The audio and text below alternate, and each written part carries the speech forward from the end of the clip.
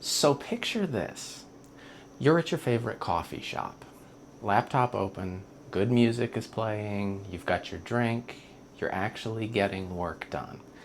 You're on the free Wi-Fi connected to the same network as everyone else in the building. Logged into your work email, maybe pulling up a client portal, maybe sharing files with a teammate. What you probably haven't thought about is who else is on that same network and what they might be able to see. Now, I'm not here to scare you off of public spaces. I enjoy working from coffee shops. I have no problem working from airports. I work wherever I need to work, and I do it confidently. But that confidence comes from knowing a handful of things that make a huge difference. This is episode 13 of Remote Work Ready, and it's here because you asked for it. Early on, I promised content for any questions that you might have, and it's time to make good on that promise.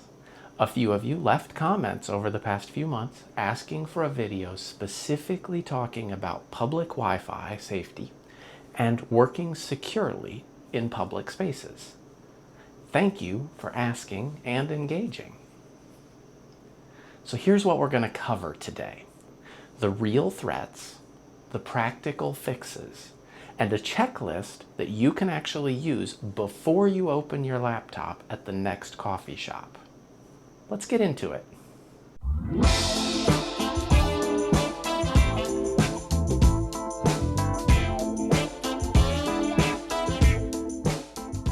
Before we get into what we're going to do, let's talk about what we're defending against. Because I think a lot of people either overestimate or underestimate that risk, and both can be a problem. So public Wi-Fi, the kind that you find at a coffee shop, at an airport, at a hotel lobby, is what's called a shared network. When you connect to it, you're on the same local network as everyone else who connected. The password on the sign at the counter doesn't mean that your traffic is private. It means the hotspot is password protected. That's a different thing. So here's what it means in practice. There are 4 basic threats that I want to walk you through. The first is passive eavesdropping. So on an unencrypted connection, traffic can technically be observed by any other devices on the same network.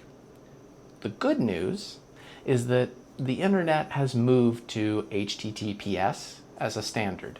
The little padlock in your browser, that encrypts traffic between you and the website, even on a public network.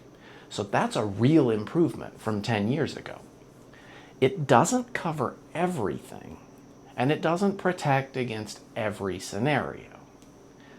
The second threat is what is often called an evil twin attack. This one's kind of sneaky. So a bad actor sets up a hotspot with a name that sounds completely legitimate. Something like Starbucks Wi-Fi, Xfinity Wi-Fi, airport free internet. Your device sees it, maybe even auto connects to it because it looks like a network that you have used before. And now all of your traffic is routing through someone else's equipment. They can, in that case, see all of that traffic. The third is a man-in-the-middle attack. So someone intercepts and potentially modifies traffic between you and the server, right? More feasible in a rogue hotspot scenario, right? So that tends to happen in a rogue hotspot scenario rather than a real network, but it's worth understanding what they are. And the fourth, honestly, this one catches more people than all the others combined, is session hijacking and plain old shoulder surfing. So someone reading your screen over your shoulder. It's low tech and it's highly effective. We'll come back to that.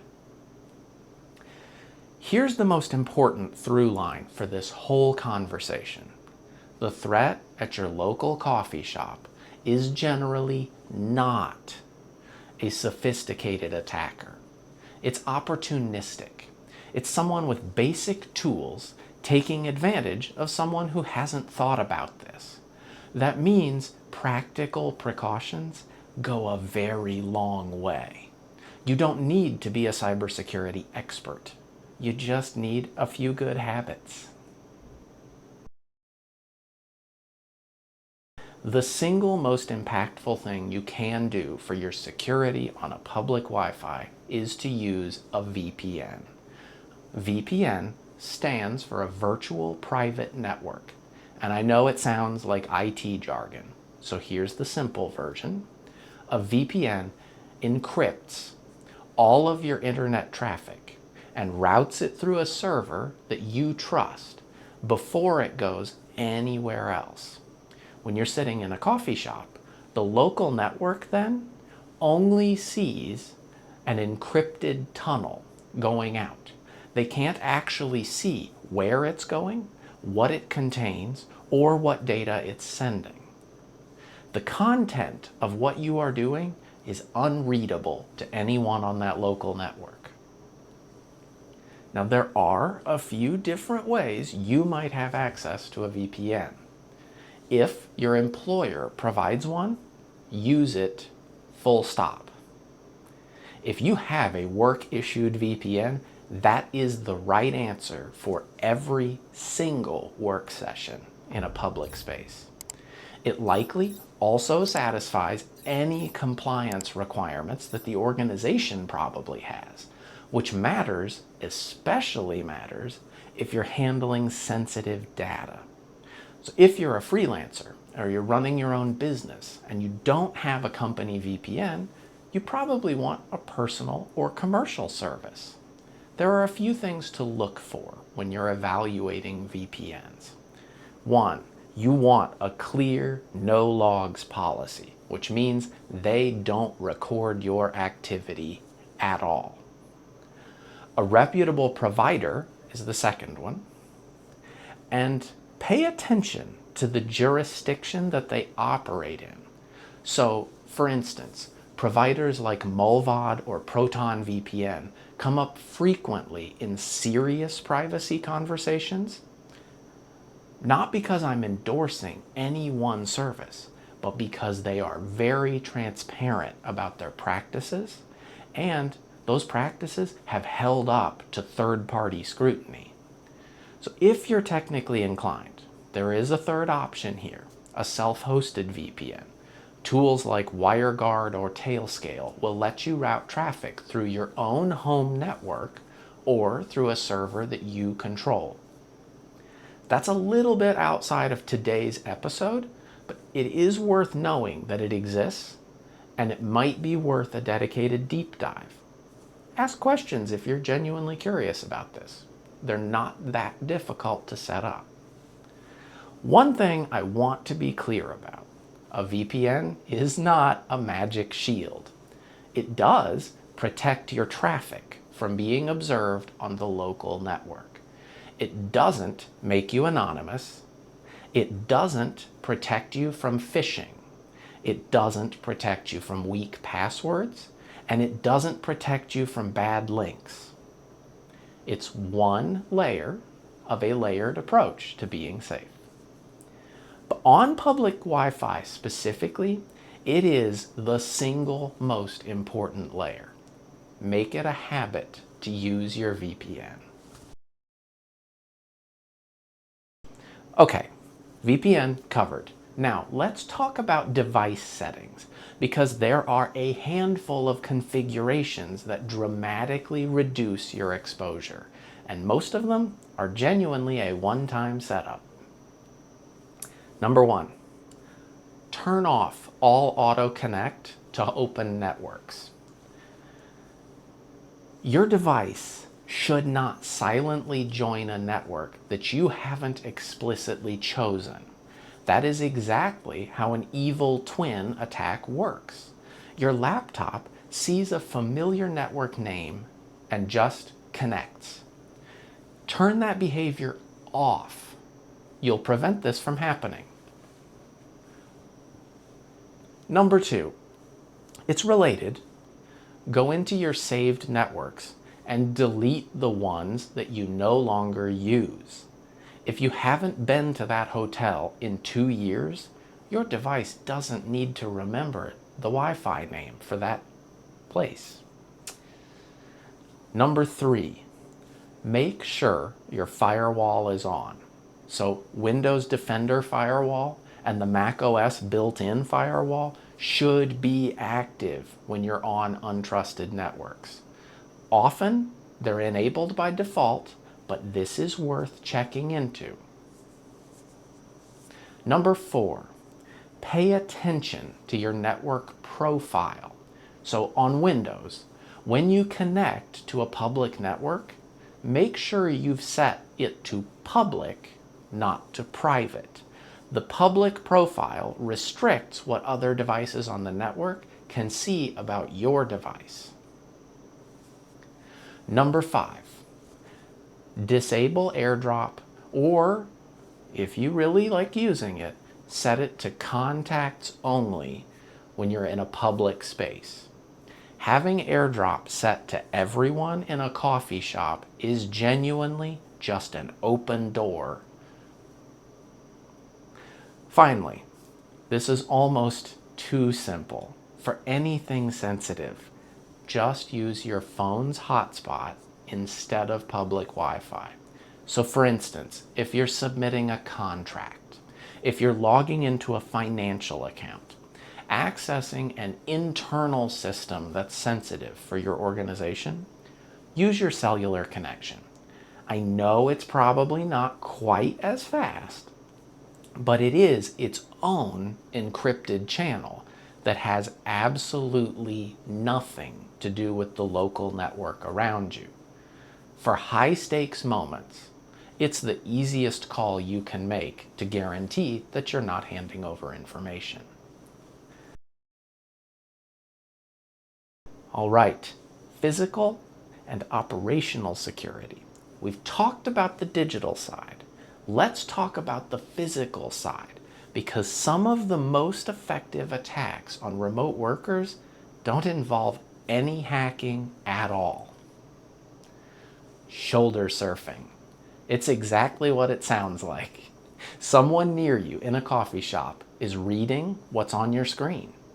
It's unglamorous, it's low tech, and it absolutely works. People have their email open, their client data visible, their financials pulled up because you're doing work. But they have no idea what's or who's sitting behind them. It's worth checking.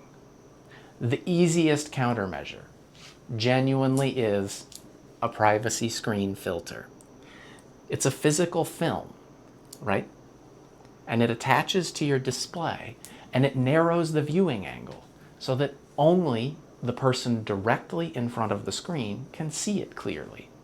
Anyone at an angle sees that dark screen. If you work from public spaces regularly, this is honestly worth the very low cost for the screen. Beyond that, it's usually helpful to try to sit with your back to a wall when you can. It limits the angles from which your screen can be seen, and it's just good for situational awareness. Right?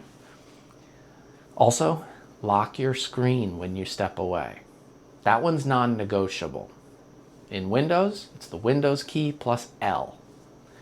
In Mac, Command-Control-Q. Every time, without exception. It only takes 1 second. It takes someone else maybe 15 seconds to do genuinely serious damage to an unlocked device if they want to. On video calls, be aware of who's in earshot. Headphones signal that you're on a call and they reduce audio leakage, but they don't always solve the problem entirely. So for genuinely sensitive conversations, step outside, or find some isolated space. And on physical device security, just don't leave your laptop unattended, right? A device that disappears is obviously a problem, but a device that someone had unsupervised access to for 3 minutes is actually potentially a worse problem, because you might not even know that it happened. These habits become second nature fast. Once you've done them 100 times, you don't even think about them. They're just part of working in public. Okay, so let's bring it home with this practical checklist. There are 8 things I want you doing before and while you work in any public space. 1. VPN connected, work issued or personal, before you open anything. 2. Auto connect to open networks turned off. It's a one-time setting change, though you may want to reinspect it after updates. 3. Firewall on. Verify it, and then you're done with it. 4. Network profile set to public for the network. Windows specifically, every unfamiliar network. 5. The screen locked when you step away. Windows L or Command Control Q. Every time. 6. Phone hotspot ready to use for high stakes transactions. Just don't use public Wi-Fi for sensitive logins. 7. Privacy screen filter in your bag if you work from public spaces regularly. 8. Be aware of your surroundings before you jump on a sensitive call. None of these are terribly hard. None of them require a security background. Done together, they put you ahead of the vast majority of people working in public. So that's going to do it for episode 13. Genuinely a huge thank you to everyone who watched, commented, and subscribed, and especially those of you who requested this episode specifically. This one's here because of you. If this was useful, leave me a like, drop a comment. I love to hear if you've run into any of these situations in the wild. If you're just finding the channel, the Remote Work Ready playlist is linked below. 12 episodes covering everything from home office setup to async communication to staying productive on the road. Thanks for watching, and I'll see you in the next one.